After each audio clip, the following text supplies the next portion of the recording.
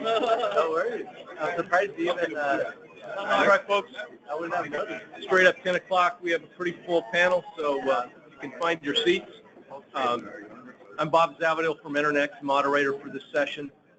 It's obviously good to be back out in the islands and meet some new friends and actually see some old friends. I've been out here a lot over the last 30 years. We're switching topics a little bit. We're going to take the vantage point of HECO and planning. And when we talk about planning, it's always good to remember the words of a great American 20th century philosopher who once said that predictions are hard, especially about the future. It's Yogi Berra, of course. But that's the nature of the business. We have to work under the notion of uncertainty and imprecision and continually do our best to adjust our plans going forward. Because as we know, uncertainties that we see today become less uncertain as we move forward in time. But then there are those that are farther out that can be just as uncertain. So, electric utilities planning has been part of the business for a very long time because we traditionally have had some pretty long lead time assets, and we're looking out quite a ways to do that.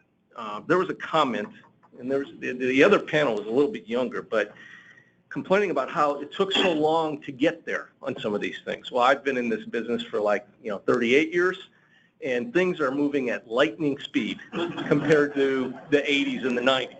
All right, so maybe it's a matter of where you're sitting, but that affects planning-wise what we need to do, and the range of futures that we could encounter is broader than it's ever been from the utility perspective.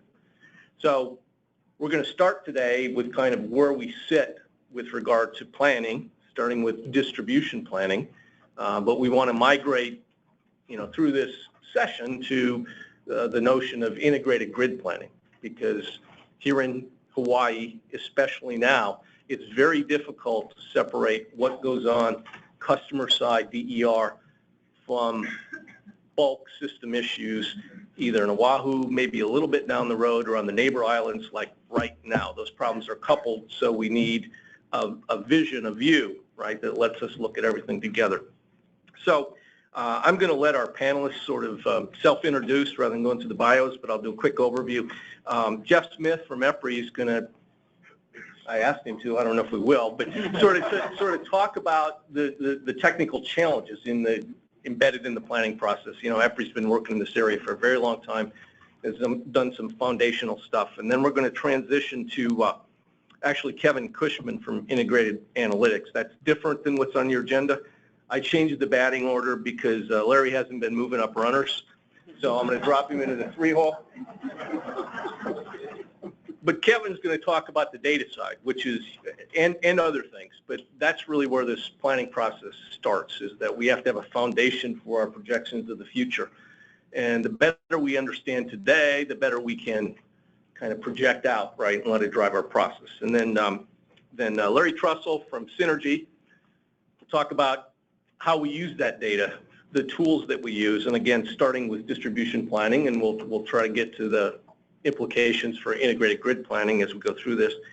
And then at the end, we have Eric Takayasu from Southern California Edison, who in this context, he's been close to these notions for quite some time, and he would be on kind of the user side. And correct me if you don't feel that way, but I mean, the guy that has all this in his lap and needs to piece this together, and including the notions about integrated grid planning.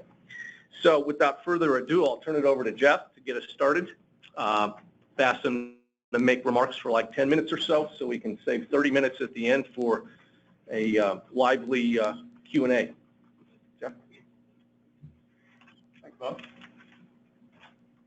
So let's start by talking a little bit about some of the challenges we've seen as it relates to modernizing the distribution system. When we think about the distribution system, we're talking about the lines and the resources and the assets that connect the substations down to the customer level, right? Residential, commercial, industrial customers. So not talking about the transmission side, although the two are interlinked as we move forward. But the distribution system, we're talking about the thousands and thousands of assets that are out there, the lines, conductors, transformers, the meters, the switches, all those things that are out there. When we think about the distribution system compared to that larger transmission system, there's so many more assets. The ratio is a lot larger, but the challenge we have at the distribution level, and we see this time and time again, regardless of where we are, here or overseas, in Europe and Asia, at the distribution level, we have less and less visibility in terms of what's actually happening on the grid. Because we don't have a lot of sensors out there. There's just a lot of things out there that can change, and it changes at a rapid pace. So the visibility is actually fairly low compared to like the transmission system. So when we think about that and think about the immense scale of the distribution system, modernizing it, we get that question, well, what is it going to take to actually get to maybe X% penetration of DER or solar PV or whatever that end game is going to be? And the answer is always, well, it sort of depends. And so our view of this is sort of taking a higher level approach, looking across the distribution system and actually coming up with methods and tools that allow us to consider the unique characteristics of distribution systems so I realize some of these least cost solutions to get to whatever that end target might be. Next slide, please. So thinking about that, there are four main areas I was going to focus on in terms of allowing us to modernize that distribution system and some of the challenges around that. Four main areas. One, focusing on the DER itself. The DER and its inherent capability. So if our objective is to reach a certain penetration level of a specific resource, let's characterize what that DER can and can't do. So the second thing is leveraging our existing assets. Talking about the thousands and thousands of resources and assets on the distribution system, leveraging that and using that in ways we weren't originally thinking about it before when that was deployed, when that system was deployed a few years ago. A few meaning more than a few years ago, right? So the third thing is actually looking at new technologies. So we've had some panelists talk about some of the new technologies so far, and the rest of the day we'll be hearing about more of those. But leveraging new technologies that are available in the commercial market today. But then looking at how we control the grid. I think Colton or somebody mentioned earlier about moving away from centralized to a decentralized control. I'm going to talk a little bit about that. So the first one. DER. So let's just solar PV. That's really a lot of what we're integrating here in Hawaii. And we know that, for example, smart inverters have some capability for increasing the amount we could actually accommodate at a specific location. We know we've seen that time and time again, past half or so a dozen years. We've done a lot of analysis around that. But smart inverters we found can get us so far, but not all the way there. So for example, if we're trying to integrate X megawatts at a specific location, smart inverters help, no doubt about it. But we've found time and time again, though, through technical analysis, it only gets us so far. And to some extent, we're going to have to do something a little bit more than that. So, but leveraging the inherent capabilities of the DER itself, that's the first thing. We certainly want to take advantage of that. But also not just to accommodate that DER, but actually to value that DER. What is that value at that distribution level? We've done a lot of analysis over the years looking at the value of DER on distribution systems. Right now we're doing a study for Spain, the utility in Spain, and the issue they're having is that they want to value that solar PV on the distribution system, but at the residential level, a lot of their feeders, the distribution feeders themselves, they're residential, their systems peak in the evening when people are going home. Actually, their peaks are like 10 o'clock at night. And so the solar PV is not really helping a lot then. So being able to quantify that value is another piece to that bigger puzzle. But thinking about DER in terms of the inherent capabilities, smart inverters, valuing the DER, that sort of thing, we want to make sure we leverage that to increase that hosting capacity, how much we accommodate on the distribution system. The second thing, though, so we have the DER, we have those capabilities, but we need to work with that in concert with our existing assets. So leveraging our existing equipment on the distribution system, so our line regulators and our LTCs, and coordinating that control so that we can actually better integrate that DER and actually better operate the grid. So it's not just the DER, but actually changing how we actually operate the system. So, and that requires a little bit more visibility in terms of what's actually happening out at the edge of the grid. We're actually integrating a lot of that DER. Again, that's where we have the least amount of visibility. So we need to increase that visibility. And so that can be done through leveraging existing sensors, AMI, that sort of thing. So a lot of different capabilities to do that. But we definitely want to work those things in concert, the DER and the inherent capabilities of the assets themselves that are on the distribution system. Third thing, leverage new integration technologies. I mentioned smart inverters. We're deploying those in the field now. A lot of demonstration projects in Hawaii, they're deploying them as well. So that's the first step. There are other technologies as well, right? So looking at anything from energy storage to grid edge VAR control technologies. There's a suite of demand response, a lot of different technologies that are available that we can consider as it relates to this overall objective of integrating DER, enabling DER, and maintaining reliability and power quality and safety for all customers. So new interconnection technology, integration technologies, we want to consider that. But fourthly, so we think about these new technologies, existing technologies, the DER itself, how are we actually going to control the grid? And so our view at EPRI is that it's going to take a sort of a layered approach where we allow certain things to actually operate autonomously, sort of localized control. And in some cases, we're actually going to have to leverage a sort of a decentralized control, distribution energy resource management system, DERMS, if you remember that technology, that allows us to good morning. Coordinate some of those resources to provide services back to the grid. And then, for example, just as more of a centralized control that maybe works in concert with decentralized control, autonomous control, but leveraging some of that capability. So moving towards distribution management systems that actually have communication and control capability with the DER itself. And so a lot of these things I'm talking about, modernizing the distribution system from the DER itself to the existing assets to control, assumes we have some level of capability in terms of communication and control capability. So modernizing that, improving that visibility and control at the distribution level is a daunting task. Moving forward is going to create challenges for a lot of utilities. And a lot of utilities are in different spaces as it relates to that. But our view is that sort of this hybrid solution is what allows us to get to that point. And once we actually have considered this suite of solutions, no, there is no silver bullet that solves all problems, right?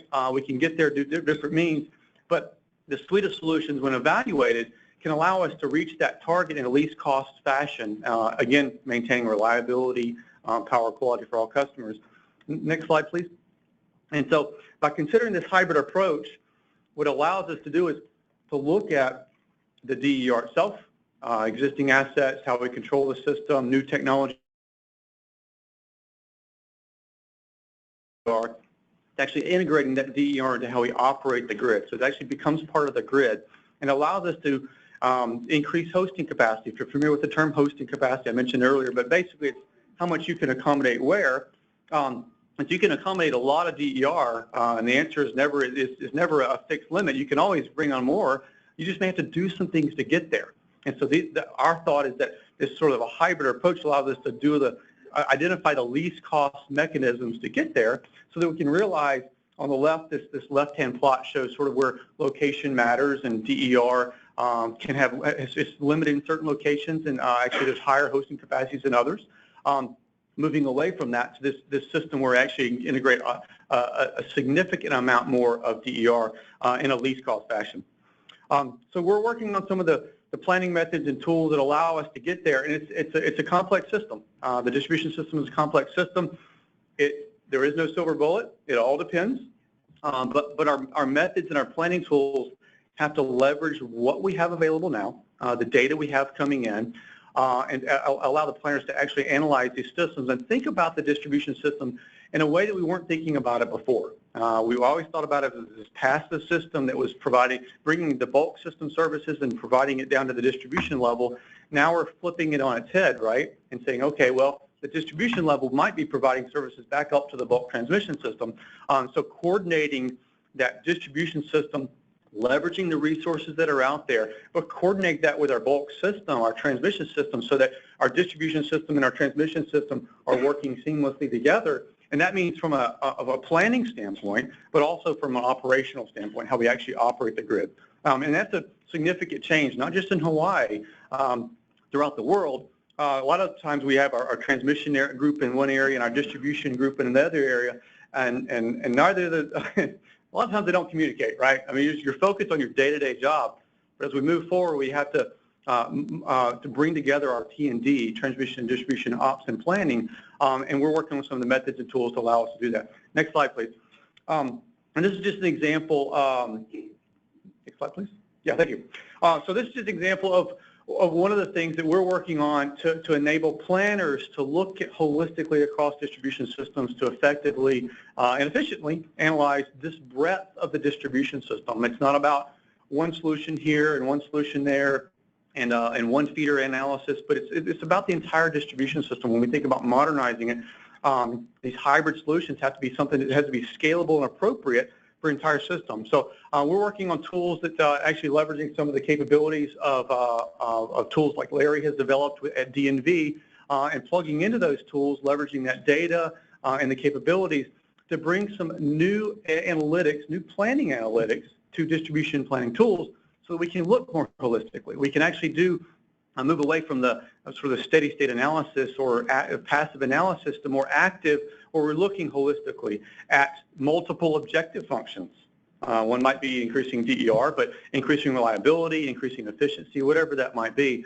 But allowing us to look at more of a, taking it from a deterministic view, but actually allowing us to look more scenario type analysis, where we actually look at 5 years out, 10 years out. If we have 100% rooftop systems, that's a scenario. When is that going to occur, and what are the solutions to allow us to get there in a least cost fashion? So allow us to do some of that scenario planning around solutions, integration solutions, and so forth. So those are some of the things we're doing. Next slide, and I'll wrap up. I think I'm keeping it under 10. Okay, I'm close. All right, sorry.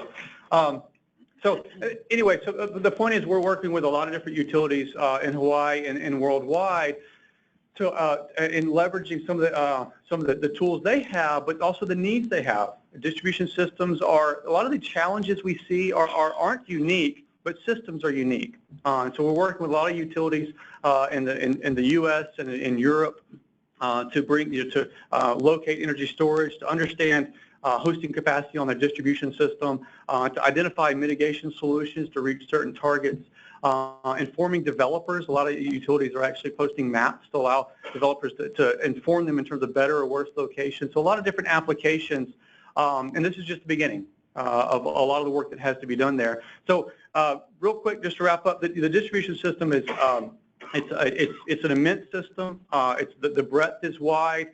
The solutions, there is no single silver bullet to get us there, where multiple steps are going to get us there. We can target those solutions with advanced analytics and so forth, but there's a lot of work to get there, and leveraging stakeholder engagements just like this, getting input from you all and the solution opportunities and some of the vendors is the perfect ways to do that. So I'll conclude with that.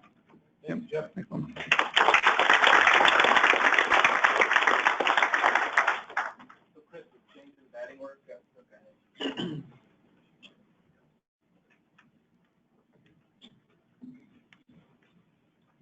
Great, thank you. Thank you to the Hawaiian Electric team for inviting me and putting this forum together, which is, I think, a fantastic opportunity to share not just what's going on externally to Hawaii, but also I think a lot of the folks on the mainland look to Hawaii to see not just what they're doing, but what's going to happen with what they're doing. So it's a nice partnership in that regard. So I guess if I'm batting second, I need to sacrifice over Jeff and set up Larry to bring us around. But I won't spend time recapping some of what Jeff described as far as the what of distribution planning, the problem identification, things that are starting to evolve as opportunities or use cases, but more of the how. But before I do so, next slide, Kristen, please. Give you a quick background on integral analytics. We're a company that's about 10 years old, started off not dissimilarly from several in the industry as more of a consulting organization, doing projects focused heavily on the demand side, program management, scoring, IRP support, really doing, looking at statistical analysis for specific projects, whether energy efficiency projects, things that would support filings, things that would support cost effectiveness and the scoring mechanisms around those types of things from the customer side of the ledger. And what we've learned over the last 4 or 5 years, not only from becoming more of a holistic solution provider, but also positioning what we do for the highest number of users, is that, one, you can't look at economics alone. And program management and scoring, et cetera, relies significantly on sole source economic scoring with the ability to spread avoided costs almost like peanut butter. Oh, it's $25 a kW, or it's $30 in this area. We recognize as the distribution arm of the utility is changing significantly with inbound assets not necessarily under the utility's control, that avoided costs and cost effectiveness changes dramatically. So we had to merge essentially economics and engineering together in one package. And secondly, we looked at also pivoting to become much more of a software business, where you start to see 60, 70, 80% of the requirements of the problems needing to be addressed on the distribution side require a solution that is repeatable, that others are learning from the first few that adopt, and then we start to get a set of core characteristics or core requirements for what becomes a software product. So you'll see reference to software throughout my presentation. And finally, we're very pleased and honored to have a group of about 40 utilities using different components of what we do, from load planning, load forecasting, all the way to dispatch of individual DERs within a microgrid or a feeder microgrid environment. So we span multiple disciplines within distribution, engineering, and operations, primarily because those worlds are merging. To Jeff's point earlier, you're not seeing the silos between transmission planning and distribution planning. Similarly, you're not seeing silos between planning and operations. The same data architecture, the same tool set used to look 5, 10 years out in the future, are also looking to be leveraged by the folks looking for day ahead, week ahead, month ahead planning for things all the way upstream into transmission and supply management. So next slide.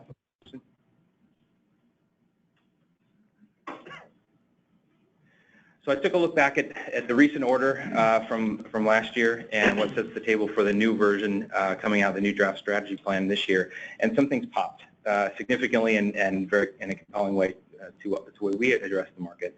I won't read this entire thing, but I think you look at keywords such as entire value chain. The previous panel talked about touching the entire value chain and embedding the evolving nature of different parts of the value chain into what you do on the analysis side, how you're attributing value in different parts of the value chain to what you do to optimize the distribution leg. Something to bring to the table becoming detailed, scenario-based, and holistic, and that you're actually looking to arm yourself with as much data, but not just data for data's sake. It's actually looking across the data silos, those sources, and pulling the correct amount of information, assimilating that into analytics that then can be used in a day-to-day job of a distribution engineer or a planner. So this is not an insignificant task. First, identifying those sets of data, recognizing what's clean, what's usable, what's valuable, and then presenting it in a way that you can actually make decisions on it, and those decisions can actually move upstream and impact multiple subscribers. And finally, methodologically and cost-effectively deploying these types of solutions. And back to what Colton said earlier about no regrets investments. How do you start with the no-brainers? And we heard almost the exact same phrase out of a regulator or commissioner in Minnesota. That they're looking for things that are what she described as no regrets foundational investments. Things you would have to do anyway, knowing that you need a blueprint before you start building the home. Before you start integrating different things into your architecture or your infrastructure, you have to understand what it's going to look like tomorrow and what it's going to look like 10 years from now. And the only way to do that is start out with these investments that are relatively non-controversial, but recognize that you have to build it to scale and build it to be flexible.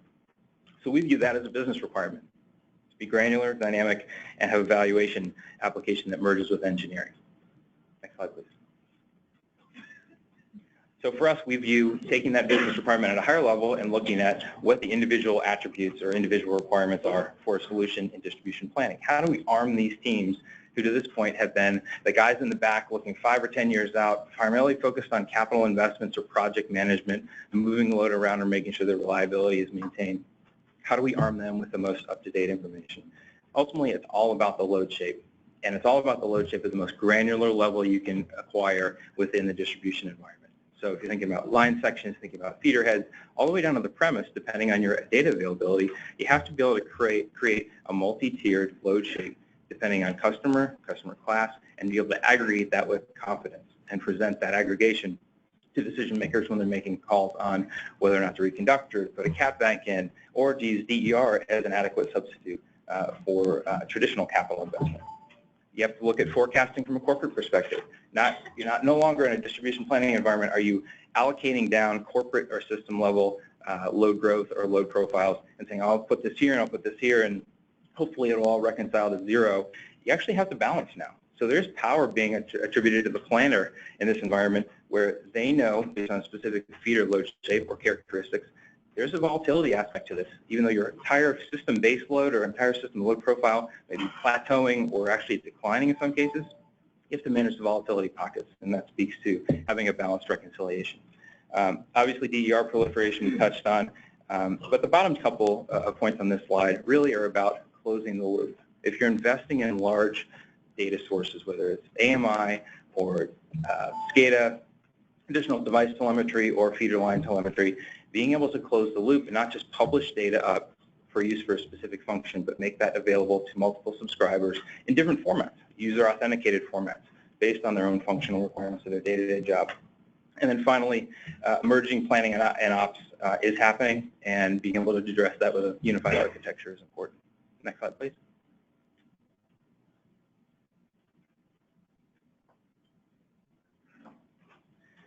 So as we think about changing requirements into attributes, here's how we kind of look at the market. We're moving away from studies. We're moving away from large multi-stage consulting studies that may be very applicable for the next 6 months to a year, but need to live on, as I think a member of the earlier panel, I think Chris talked about, a living ecosystem, multiple assets moving in and out, programs being started, stopped, expanded, et cetera. It has to evolve. It is a living, breathing plan in this case. Moving from IRP support all the way down to DERMS, and that's kind of the same theme as bridging, planning, and ops. And then you look at scenarios, and Jeff mentioned scenarios. Having a scenario, a configurable scenario engine, so that a planner can automate what should be automated, which is ingestion of data, pulling in all this immense amount of information, but then giving power to the planner. They have the local knowledge. They've been working on that feeder or that DPA or within that division for years, and understanding where those switches are and understanding the scenarios that are putting pressure on that part of the grid is critically important, and allowing that configuration to occur within a standardized tool is kind of the rub that we're trying to achieve.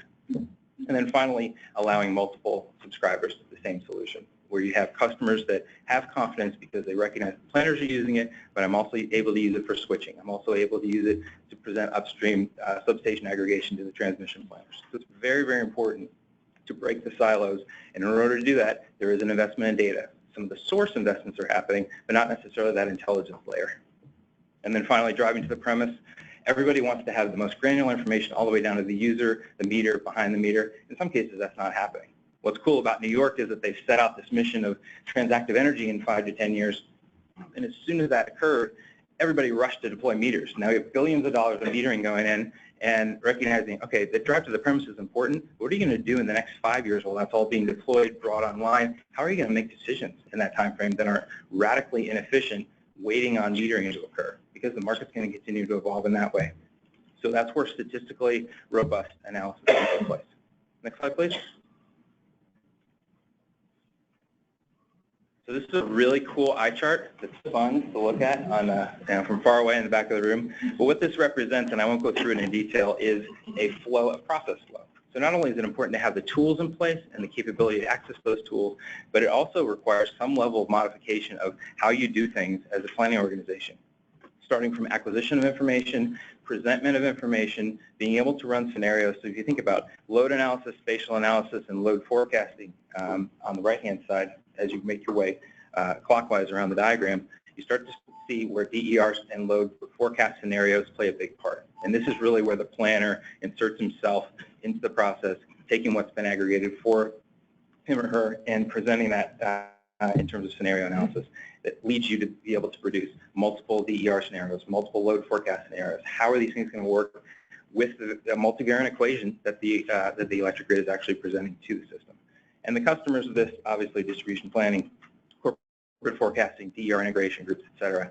But it goes without saying, in order to have a process flow that's efficient, that's fully subscribed, that is able to be present and visual to not just the internal consumers, but also as a standard for commission and staff to recognize they're doing it the right way, you have to be able to set this up programmatically and have buy-in from multiple places in the organization. Next slide.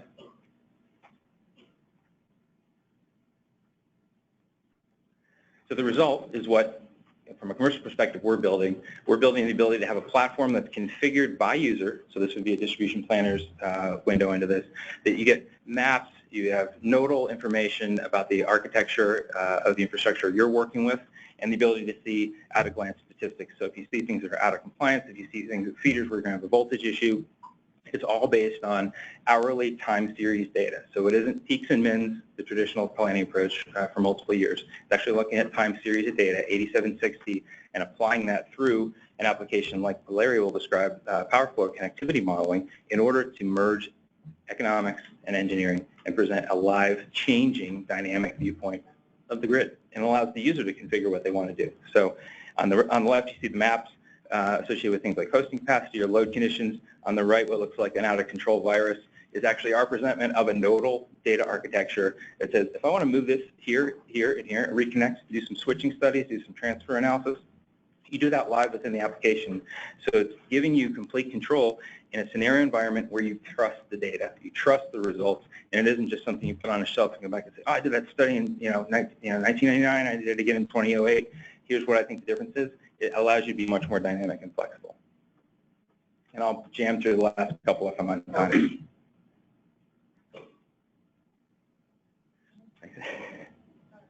A lot of graphics. So this is a random island somewhere in the Pacific. And if you think about taking what a foundational basis of GIS information systems, GIS systems would do, it allows you to take what creates a baseline out of the screen you saw before, which is a planning environment, a baseline planning environment with scenario capabilities, and start allowing planners to be more adjustment portfolio organized. So if you click through the next one, drilling down from what you see here is available connections based on geospatial and econometric estimates of load growth. Whether it's load growth in the core sense or there's DER adoption by DER type, you can do either one. And if you keep drilling down, you see how that you can drill down into smaller planning areas, impact individual neighborhoods, see connections, and start seeing how connections are there then applied or forecast to be hitting different feeders, and gives the planner the ability to look at feeder allocation of additional load or DERs. And then again, one more slide deep into the application. See the ability to do scenario-driven planning at a very granular level. All, again, is populated by the same data architecture as the overall load forecast. But now you're saying, okay, I have this much capacity on this rooftop at a CNI. What's my confidence interval about that? Adoption timing, and ultimately, it'll produce a production shape that you merge the load shape already existing in the feeder environment. And now you have a load and a generation capability to look at how that's going to impact you throughout the day. We can skip to the end. I think there's maybe one or two other slides. Evaluation attributable to each one of those things is important as well. But to close, I don't want to stay on time, the tenets that we look at, and I think these are universal as far as distribution planning moving from the 2000s to the 2010s to the 2020s, especially in a DER-heavy environment. Flexibility, interoperability, having a home for all the data, not just to reside and query it as you need to, but that it presents you queryable, scenario-driven opportunities. It has to scale. We're looking at cloud-based opportunities primarily for the computational capacity required to do things like hosting capacity analysis and understanding what that means with time series hourly-based data. And it has to be driven by cost effectiveness and valuation. You can't leave that part out, because ultimately that will serve to populate your programs and decision making at the customer level. And everybody should be able to use it. Thank you.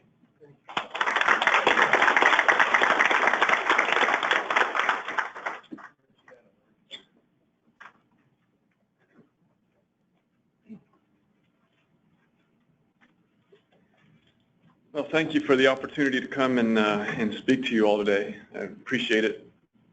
I took a trip up to Diamond Head yesterday, and beautiful. I could get a bit of a sunburn, but it reminds me that 30 years ago, at this time, I would have been setting poles and running distribution lines in West Texas, and it was very dirty work, hot. And I was an engineering student at the time, so I took just a lot of heat and learned all kinds of new vocabulary words from the linemen and stuff that I worked with out there. So, since then I've gone on and through graduate school and started working at a company called Scott & Scott, which developed engineering software for distribution utilities and distribution engineers. And around 1999, we built Synergy Electric, a software product on the desktop that distribution engineers use. We built that and have been improving that and expanding that over the last 20 years. But that education that I had in West Texas, and it was 5 years, was really the best education that I got. I learned a lot about craftsmanship, quality of work, and I just grew to love power distribution and the equipment, and developed just a great appreciation for just how fantastic this stuff is. It's a lot of stuff that people take for granted. We don't even notice the power lines and the equipment and all this stuff on the poles, but it does amazing stuff. And so I'm joined by a number of other power engineers and planners, and we build software. And it's a privilege for us to build tools that utilities use. They pay us. We build better tools, and it's just awesome work for us. So next slide, please. So we look at a lot of different things in the software. You know, it's not just about load flow and fault. We're interested in you know, showing the distribution engineer things about power quality, protection, long-term forecasting, those types of things. So we cover a lot of bases with the software. Next slide. And so these are some of the screens. This is the kind of stuff that folks who use our software look at. And it's sort of like a flight simulator for power distribution. And lots of different things, next slide, that engineers need to look at, need to focus on. And it's all interrelated, and it comes from modeling these different types of systems. The upper left system is a secondary network, like would serve a city. We've got areas where you have rural lines tied into suburban lines, and then you have very dense urban areas with lots of switching. Next slide. So a lot of complexity there. And so we work hard to make it an environment that distribution engineers are comfortable in, and that's where this craftsmanship and this love for power distribution comes into play. And we put a lot of effort into making sure things flow right, they feel right, the information that an engineer needs is at hand. And we try to make our software a lot like you would see in Microsoft Office and Microsoft Windows or Word. Microsoft Word is like a standard for us as we progress our user interface. So next slide. The results get presented on maps, and that's very useful for you know, folks outside of the engineering group, for presentations and for management. Next slide. And we also put a lot of results into reports like this. And you know, the engineers get into this kind of stuff, the numbers, all the details that they can dig through. Next slide. The models come from these systems on the left, you know, the geographic information systems, outage management, customer data stuff, and all that comes in to form these models. And then, you know, we do our modeling and simulation and analysis, but we also have interfaces so that we can put information out into databases and internet sites and things like that. And so these models are things that Jeff's group can leverage to take those models and do hosting capacity studies and things like that with Drive. And then we take information from Kevin's group, and we can put these load curves and things into Synergy so that engineers can make use of those. Next slide. The challenge for us is this kind of triangle, that the software has to be usable, an engineer has to be comfortable coming and sitting down and using Synergy Electric, and it's not something that they do all the time. You know, they may be out in the field, dealing with meetings, doing high-level proposals and projects, and then they have to come in and use Synergy Electric, and maybe it's a couple of hours every couple of weeks. So it's got to be familiar and usable and flexible. Our software is commercial. It's used by hundreds of utilities around North America. And so when we put stuff in, we have to think a lot about how we can build this so that all of our clients can leverage it. And that's a big benefit to utilities, to have virtually input from a lot of different utilities that are guiding the software. Next slide. Scale is a real challenge, you know, and so utilities have hundreds of substations, and you get into millions of customers, and we're running simulations for very short periods of time or representing long periods of time, like years and so on. Next slide. And so data entropy is this is kind of a terminology that we coined. And as we get more and more data coming in, do we know more about the system or do we know less? And so that's the challenge, is sorting through that to make sure the engineer understands what all this data is, what it means, what the quality is, so that they can make educated decisions from that. Next slide.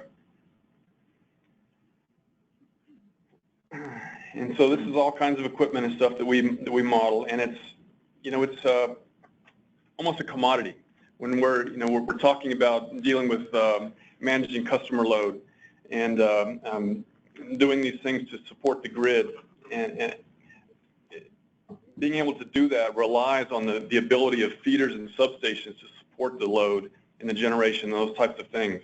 And all that depends on all this different equipment. And the details do matter. And, you know, in a couple of examples here, the power line on the center right, or on the bottom right part of the screen there, you know, there's cases where the position of those conductors can have a dramatic effect on what customers see in their voltage because of the electromagnetics between these conductors. And it could be a big deal. And so there's millions of spans of line on this island, and so that's a huge amount of data that may or may not be critical for a decision. You get into cables in the lower left, the thickness of, there's a little, it almost looks like aluminum foil around those strands, and the thickness of that can have a big effect on how you set breakers at the substation. And so these details matter a lot. And so that's the kind of stuff that we have to deal with in the software. Next slide. So we deal with solar installations, the large IPP types, rooftop commercial ones, and then residential. Next slide. And there could be, you know, lots of this. This is a utility in California, lots of solar panels on homes and such. Next slide. So we also handle wind generation on the distribution and batteries. Next. Inverter controls. And so we've got smart inverter controls in there, and these are things that we continue to progress and evolve. And the challenge is, okay, we want to make this simple, and we also want to make it capable so that we can do the simulations that are necessary. Next slide. Time of day modeling is very important for weather, irradiance, wind, and customer loads. So next slide. Bringing in AMI data, feeder demand data, that kind of stuff from LoadSeer is a very important thing. Next. And then an engineer can sit down with the software, hit a button, and get this kind of a simulation where they're seeing, you know, what is the demand on their system? That's the green curve. And then the maroon colored curve is the PV generation.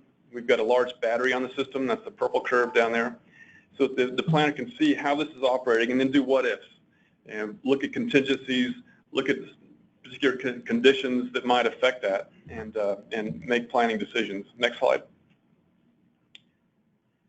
And we can run this thing over a year, so they're looking at this thing on a month-by-month basis to see where the trends are. Next. And so running this on an 8760 scale, so we're looking at every individual hour over a full year. That's important a lot of times. Next. And then over years. So how is our system going to operate over 10 years, over a full planning period, based on all the decisions we're going to make in the upcoming years, infrastructure, configuration changes, those types of things, what's going on. Next. And we get into time series analysis where we're looking at second-by-second impacts. The lower left is a tap changer on a substation and how that's responding to demand changes. Next slide. Fault analysis is huge with PV. Next.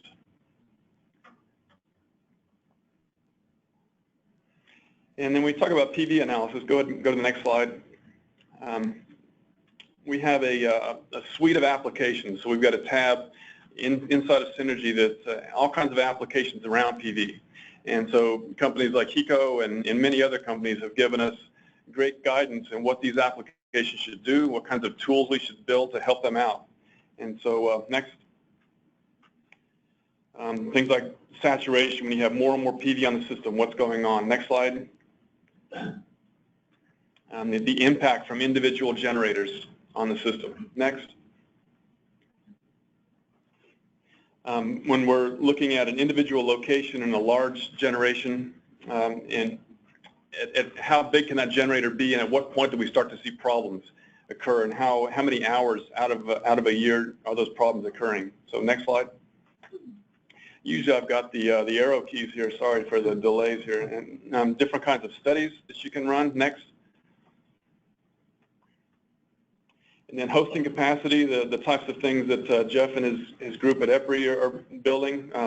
They could take models out of Synergy and do that kind of analysis.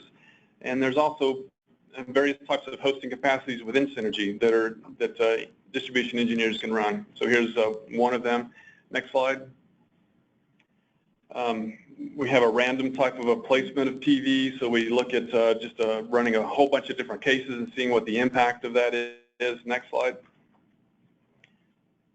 And then we get into the incremental capacity, where we're looking at, okay, how much PV or DER, batteries, those kinds of things can we put on each individual section?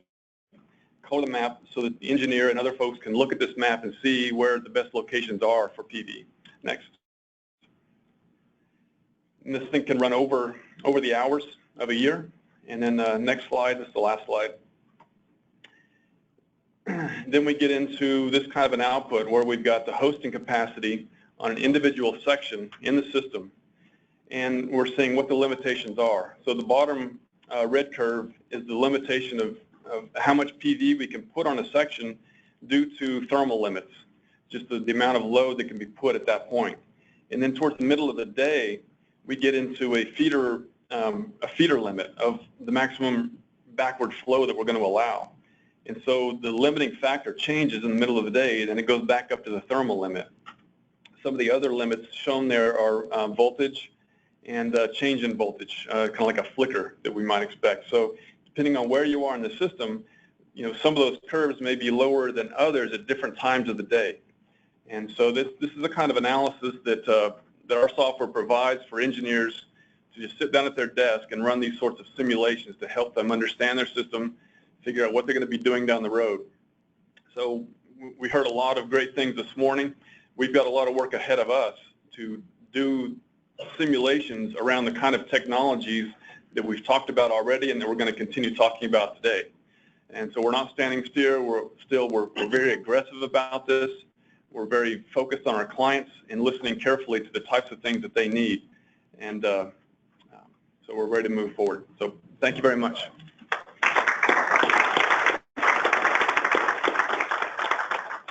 Our final speaker is Eric Takayusu from SEE. I just wanted to, Larry told us how complicated this is, but Eric told me he's got like 1,000 guys to run this analysis, so it's not a big deal.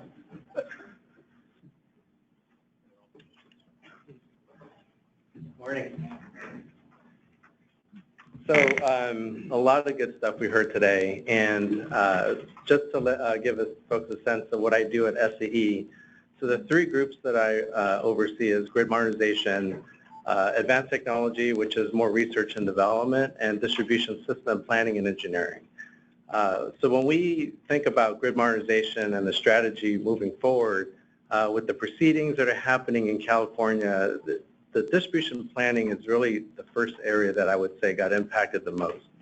Organizationally, I would say the data information processes and things that we use really need to, sort of evolve as technology gets installed on the grid, and we want to get things like more visibility. At the end of the day, we see the distribution planning section as really the place where it makes sense out of the information and data that we're trying to collect and inform the investments that we want to make into the future.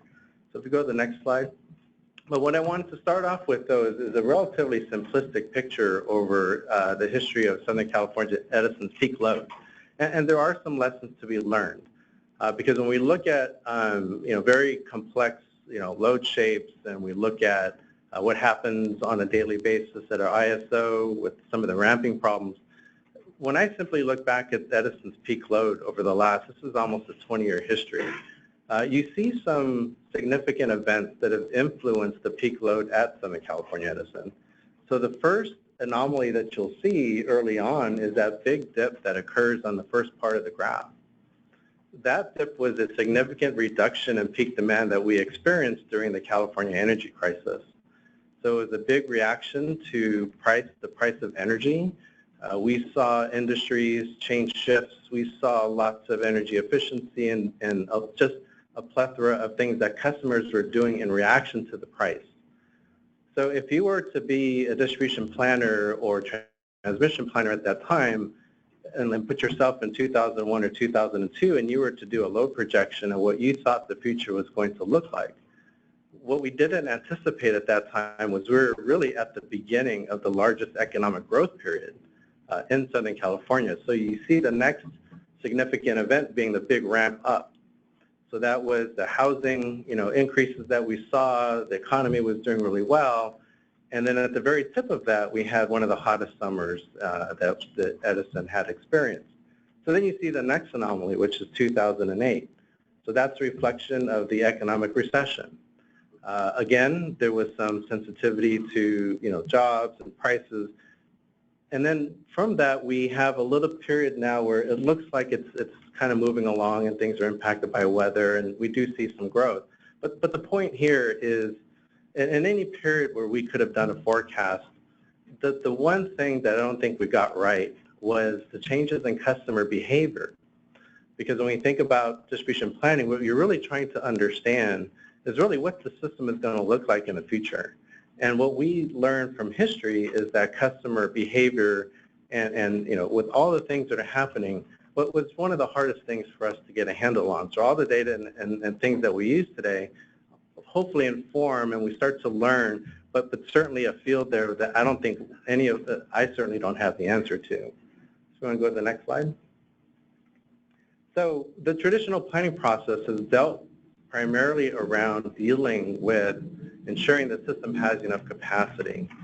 But because of the changes that happen, it has to be updated often. So like most of the utilities, we have an annual planning process.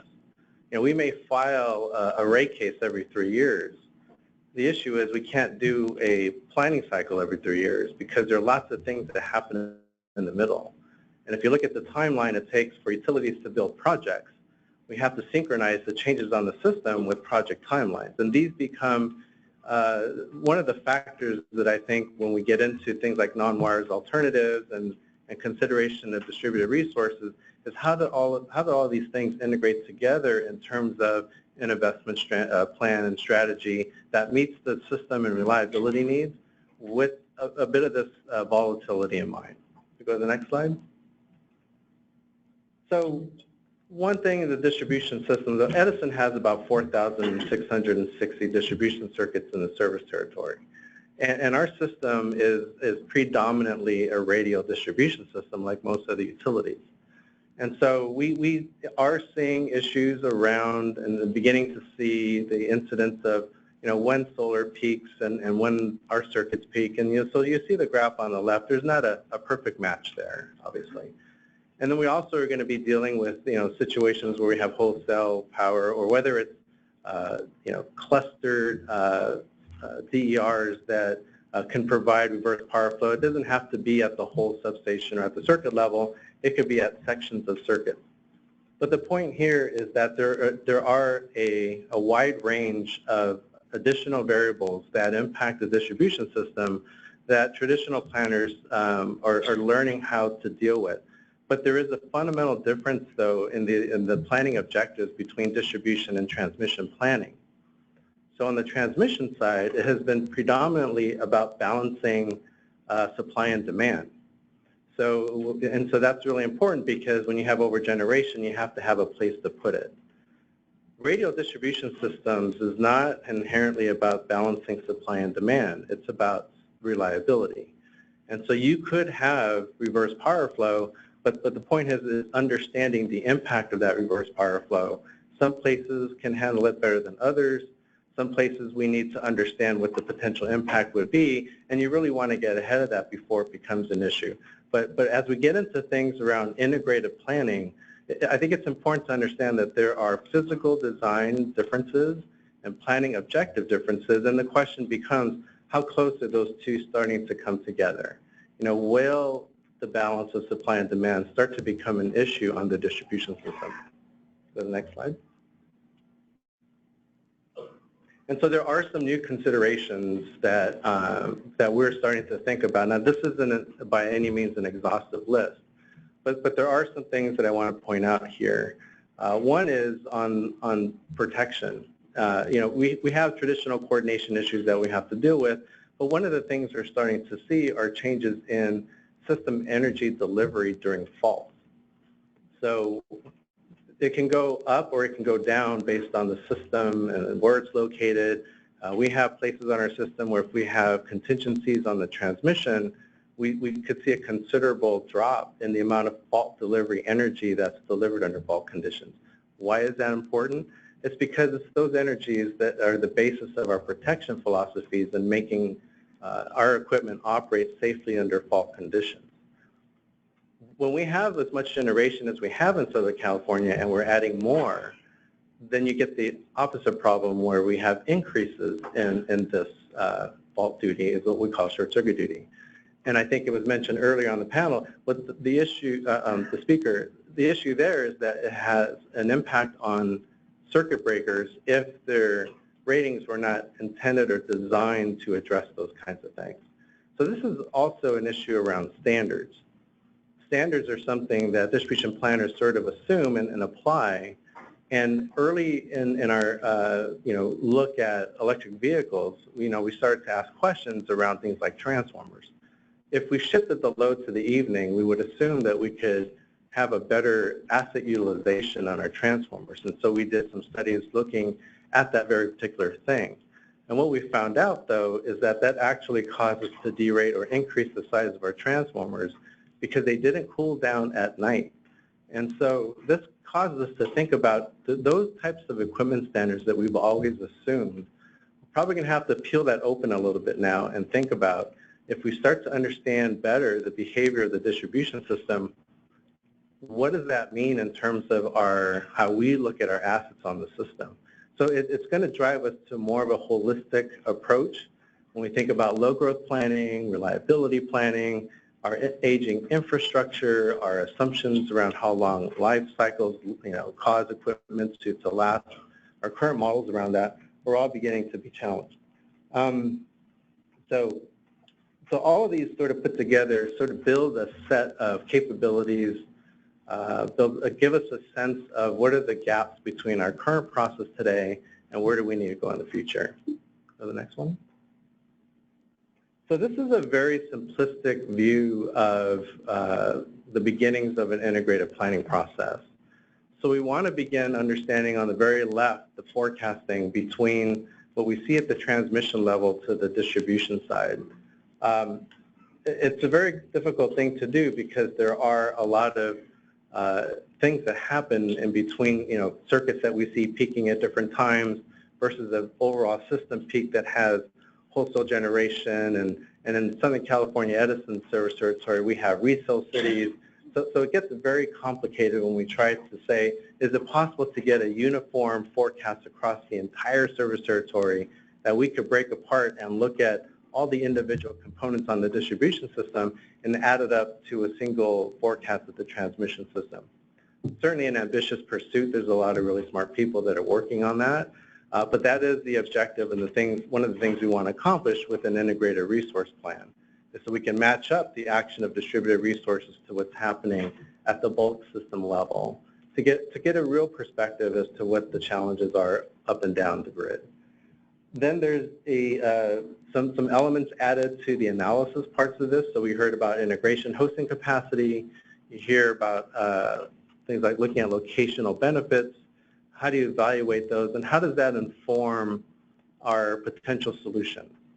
So there's a cost component to this, a reliability component. How does it all fit together? And at the end of the planning process, do we end up, with a better cost-effective reliability result as we integrate more distributed resources and we begin to think about using these resources as assets? So if we just click through all these. So the planning tool that Edison uses today was in essence built in-house because of the sort of unique characteristics that we dealt with over time. But as we look into the future, we start to break apart these different portions of our planning process into pieces and begin to ask what are the relationships between all those pieces. So I talked a little bit about forecasting, but then in the analysis cycle, we start to see, how does this integrate with our strategy for automation? How does this integrate with our strategy for where we have, poor acting circuits for reliability? How does risk inform process work in this space? So if we look at grid needs and we are capital constrained, how do we assess the solution such that we're addressing the parts of our system that pose the greatest risk? And then when we get to the last part of it, is breaking apart the potential solutions. So we heard today, there are cases if we're really good about defining attributes, we could have market solutions. There are going to be cases where the feasibility of those market solutions may be challenged because they're a part of the system that just doesn't have, they have some siting issues, or there's other reasons why adoption may be a little bit more difficult relative to the timeline on which we need to build projects to meet reliability. So the point here is that this type of view of the planning process and breaking it down to the analysis then gives us a perspective as to the types of tools and processes that we might need to invest or we might need to modify so we can accomplish these objectives. And so, and the last point there is that all of this, at the end of the day, at least for us, we see a much tighter integration to our grid operations. Because, we always used to take our distribution engineers, not through initiation or anything, but we would send them out to field crews to get a real hands-on view of what it's like to operate the system, the types of problems that we get into out in the field, where we have switching problems, where customers are complaining. These are all very important things that the distribution planning process, at the end of the day, builds and designs a system that our operators have to use. So all of the things that we're talking about here, we're seeing also much tighter integration to our operating departments. So as we build out these processes and look for tools and data and capabilities, whether we're talking about advanced DMS or whether we're talking about DERMS, is bringing the operating folks into the conversation, because at the end of the day, the system that they're going to need to operate. And so this is just a representative sample of the types of tools and applications that we're looking at over the next few years. So, great discussion today about looking at load shapes, looking at, how granular of a profile that we need to get into. But this is about taking the data that we have on the grid, building more visibility, and then taking that information to help build those load profiles. And there's a part of me here that says that the models are going to get better and better, but we also need to figure out ways to validate and calibrate those models with real sensing information. I've done a lot of modeling over the years, and it's always interesting when you put a monitor on something and you field test your models, what you actually get in reality. So the things that we're focusing on here is how do we get our models better, and one way to do that is to pair that with actual information. And that's going to feed a better forecast, it's going to feed a better system analysis, and the system analysis is going to cause us to think about our asset information and how fast and efficient can we pull our asset information to be able to do modeling on a much more streamlined and efficient and quicker basis, so we could get the results that we need, because we do sense that the system is going to be shifting and moving around much faster than it used to in the past. So we're going to have to get really good about understanding how much of this is really going to matter on the distribution planning process versus stuff that just happens on a fluctuating basis that really doesn't have an impact. And then we get into the optimal grid solutions, and this is really where we start to think about an integrated solution between distribution and transmission. If we're looking at offsetting wholesale generation, not wholesale, but generation, where on the system do we see these deployments occurring, and which takes priority? So if we have a system operator at the transmission level and a system operator at the distribution level, you have a transmission issue that occurs at one time of the day and you have a distribution issue that occurs at another time of the day. How do we reconcile that? Is it technology? Is it models? These are very fascinating, I think, interesting questions that build the capability for us to think about the packages there. And then lastly, it's about data, right? And it's about how we share information that's useful. So we're investing into things like portals that customers can access to see hosting capacity, that they can see relative values for where grid needs could be. And by doing that, you know, it would give us a better view as to what the response is that we're getting from customers.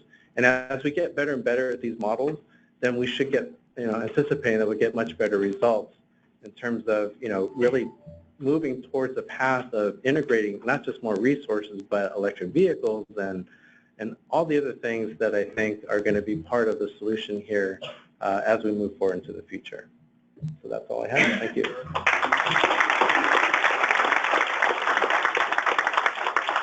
All right, we have some time for a couple of questions.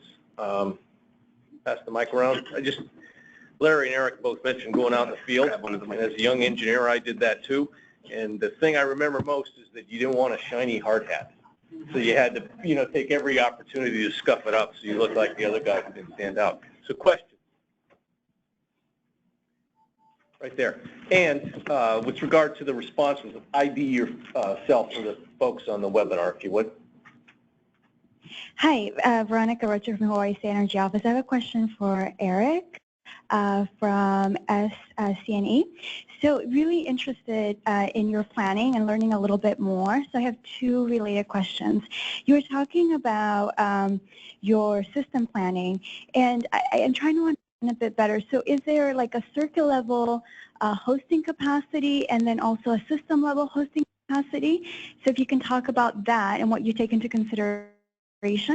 And then also really interested in the resulting data that you then, or information that you then provide to the public, so not just customers, but also potential solution providers. Yeah. Okay, so on the question on hosting capacity, the starting point for that is at a circuit level. And looking at, you know, tools, you know, like Synergy and SIME to be modified to be able to produce this. And there are different methodologies by which to perform hosting capacity. And so we're doing a little bit of work in understanding all the, you know, whether we're talking about a very iterative power flow that takes, you know, different scenarios, or we're talking about maybe a more streamlined approach that takes wave shapes, you know, to get a sense of where at a sub-circuit level we have some limitations for distributed resources as well as load, because we also have to think about the charging characteristics of batteries and electric vehicles that are coming on the system as well. So we view hosting capacity as addressing both sides of that. But that's at a circuit level. When we get to more of a system level, we start to cascade up. So we look at substations, we look at the at SCE, we have sort of three levels of the grid. We have the distribution system, we have what we call a sub-transmission system, which is 66,000 and 115,000 volt systems, and then we have our bulk power system at 220 and above. So when we look at more system level, we start to get into more complex issues that may or may not create limitations more broadly. An example of that would be we have parts of our system, for example, where over time we've had to run the voltage a little bit higher because it's maybe a more rural system and we have to reach customers that are further out. But if you think about that from a hosting capacity perspective, one of the limitations is voltage. So if that becomes a limit, it starts to impact, you know, many more substations that you would normally have liked to see. But what that caused us to do internally is to think about, well, is there an alternative way to operate the system? And so it drives other questions and analysis. So I would say that the evolution is we're looking at getting a very good method for the circuit level and then moving that up the system so we could get a better view of that. In terms of the data sharing, so one of the requirements in our in California as part of the Distribution Resource Plan or DRP proceeding is to publish maps that are accessible via our portals on external web. And so if you go to edison.com today, you can eventually find a link that will get you that information. And this is our first, I guess, sort of cut at it. But what we'll give you a perspective on is how we intend to share the information. So right now we have a system where you could pull up Edison service territory, you could search for where there's capacity, you could identify locations, and this is all part of ongoing discussion and proceedings in California, and what we expect to be maybe a year from now, where we get to model all of our circuits and put them on the web. So it's work in progress, but I would say that's the plan for how we intend to share the information. Okay, next question. We got a little chunk here. Anybody? Anybody? There we go. You got a microphone? There it comes, Colton. ID yourself. A couple of things with respect to traditional planning tools obviously have been, good enough to deal with a fairly static world. And I think with DERs, as you're seeing that, I mean, I've seen, having been in this business for a while, I've seen people having the state of network from 6 years ago, and they're working off it, and they're not really sure if that's an accurate state. And it sort of has worked so far, I think, if you will, just because of the static nature of the business. But I think going forward, do you guys feel that planning needs to be far more near real time with respect to you're going to be able to simulate these things every other minute, for example, because things change constantly? And do you also think that, again, traditional DMS distribution type monitoring or planning tools have been mainly a feeder per feeder kind of a world where it's really even siloed? I mean, the problem is the utility is siloed already, between transmission, distribution, demand, everything else. But now, even within distribution, it's been siloed typically by feeder per feeder, substation by substation. Do you feel do you see a more integrated and real-time whole system kind of visibility into this thing is required in order to really solve this problem? Okay, couple quick answers. Good.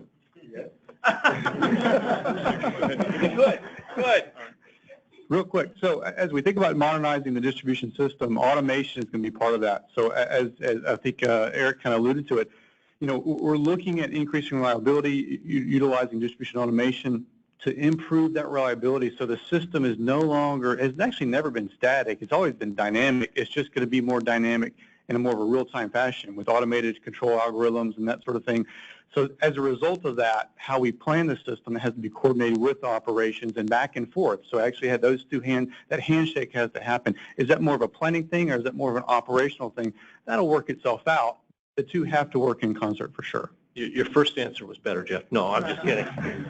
If I could echo, I don't know if this is on, if I could echo what Jeff said quickly, it's as much about investment and the use cases as it is about republishing a forecast. You can republish a forecast every minute if you'd like to across the entire network, but you want to invest in the computational capacity it takes to do that, which is by its nature iterative. So I think it's about prioritizing the at-risk feeders within specific distribution planning areas and so forth, and then presenting that to a computational capacity and saying, I'm going to rack my priorities this way, and for these feeders, this is what I want to see near real time. For the rest of them, they can, go monthly, go quarterly, et cetera.